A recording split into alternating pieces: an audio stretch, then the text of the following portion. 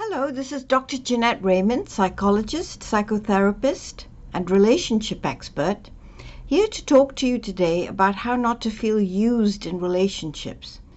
So many of my patients have told me over the years how in their most intimate relationships they often feel used and misused and very, very, very wounded and hurt. And it's very difficult to get over.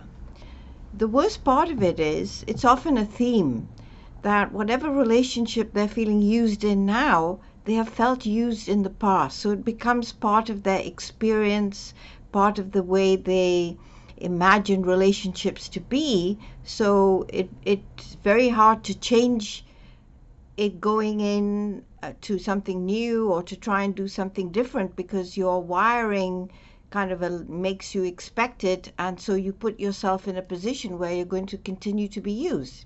So I thought I'd tell you today a little bit about why that happens and how to try and avoid that experience.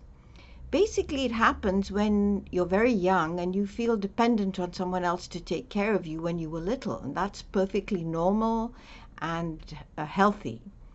But when the person who's supposed to be taking care of you or tending to you makes you do something for them before they do it for you, then it's using you. You become the instrument of pleasing them, making them happy, and in return, they may or may not take care of your needs. And so you learn that you have to be used in their experience so that they will then take care of you, which is their responsibility in the first place. So let me give you one example of a woman in her 30s who had a very difficult background. She was brought up by a single mother who was walked out on by the father of the baby, and she married again. But the mother never got used to the fact that she had been rejected by the father of her baby and wanted the baby to be the one to take the blame, in a sense, my patient. She became the reason why he walked out on her. She became the reason why her life went down the drain and why she had to find someone else. And there was a lot of blaming the baby, and my patient grew up feeling that she was not loved and wanted. But during her childhood, in order to get any attention, any care, any consistency, any reliability in her childhood, this woman, my patient, had to do things for her mother. So she had to clean, buy her drugs, take the little ones to school, do all the housework, make sure the laundry was done. She had to be the mother for her siblings, and she also had to take care of her stepfather. And so she felt used, literally, and she was. So later on in life, it was very hard for her to be in any relationship, whether it was a work relationship with a colleague or with a boss or with anyone else, where she wasn't feeling used. That she was there as an instrument of pleasure of someone else, and that was her life. She had to sacrifice her life, and she became dependent on these people to make her feel good, and the only way she knew how was to do things for them, bow down to them, put them first. And this was a very wounding and constantly repeat wounding experience for her. And then eventually I helped her to understand where this was coming from. It was very painful. She didn't want to relive her childhood, but that's basically where it came from. And we realized that every colleague, boss, or friend, or anyone else in her life socially that she met, they all became versions of this mother that she had to please in order for them to be her friend, to be a pleasant colleague, to be liked, to be admired, to be trusted, to be part of their social group. And it took us a long, long time for her to realize that she was worth something other than by the work that she did for others and trying to please them and please them and please them, literally until she got sick. Because the only time her mother would give her any attention, if she wasn't doing something for the mother, was when she got sick. That was her only escape.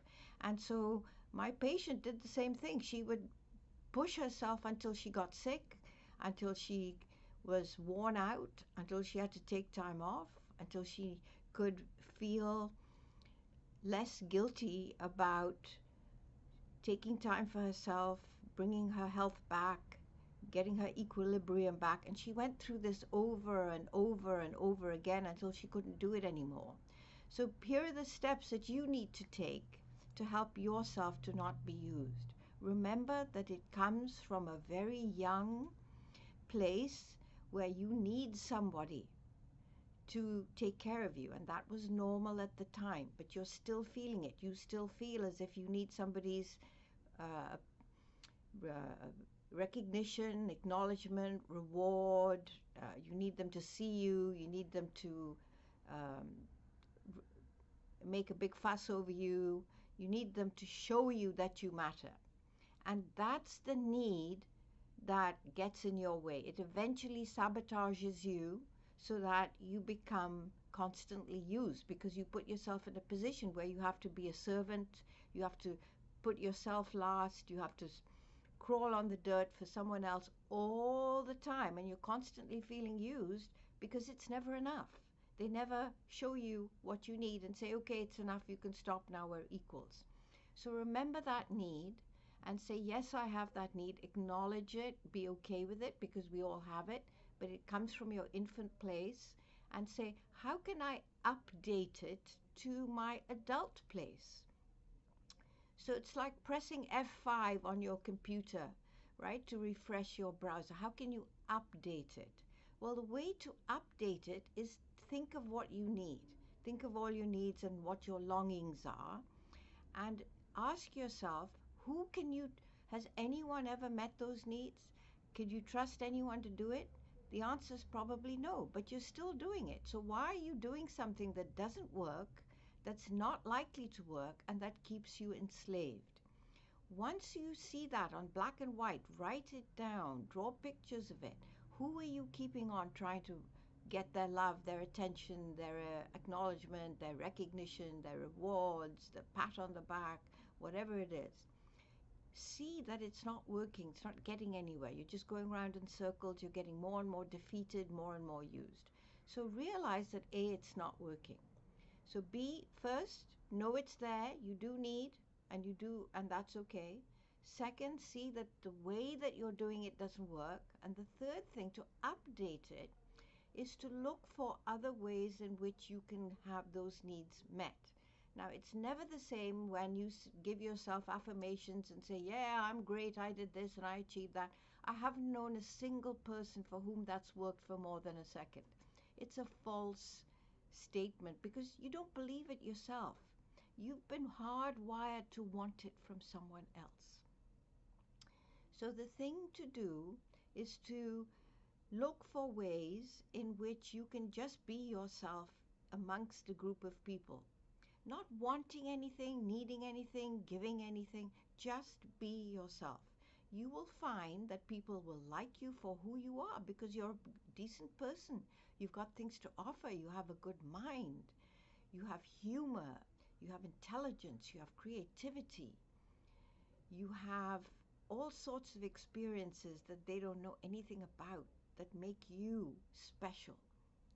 So give of yourself, but in a way that's comfortable for you, not in a slavish way, not expecting anything back. And you will get, people will smile at you, people will be interested, people will be curious.